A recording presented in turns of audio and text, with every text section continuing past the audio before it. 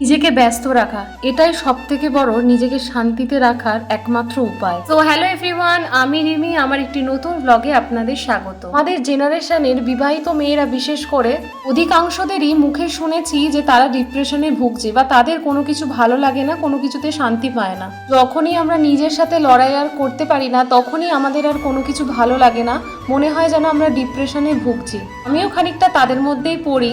মন খারাপ হচ্ছে, ডিপ্রেশনে ভুগছি, এই কথাগুলো ভেবে ভেবে আমরা নিজেদেরকে আরো এক কোণে ঠেলে ফেলে দিই। আমার মনে হয় এগুলো থেকে বেরোনো যায় যদি নিজেকে ভালোবাসতে পারি, নিজের ভালো লাগাগুলোকে প্রায়োরিটি দিয়ে নিজেরা যে কাজগুলোকে ভালোবাসি সেই কাজগুলোকে করা। নিজেকে ভালো রাখার দায়িত্বটা অন্যের হাতে তুলে দেওয়া একদমই উচিত নয়। সমস্ত কাজের মাঝেও ব্যস্ততাগুলোকে ছাড়িয়ে নিজের জন্য একটু সময় বার করা প্রত্যেকের প্রয়োজন। নিজের জন্য যে কাজটা ভালো হবে সেই কাজটাই করা।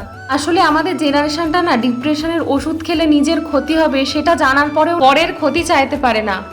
আমরা অন্যের কথা চর্চা করার থেকে ফেসবুক স্ক্রোল ডাউন করাটাকে বেশি প্রায়োরিটি দিই। ভিডিওটি ভালো লাগলে অবশ্যই লাইক কমেন্ট করো, আমি একটা নতুন ভিডিও বানানোর উৎসাহ পাবো।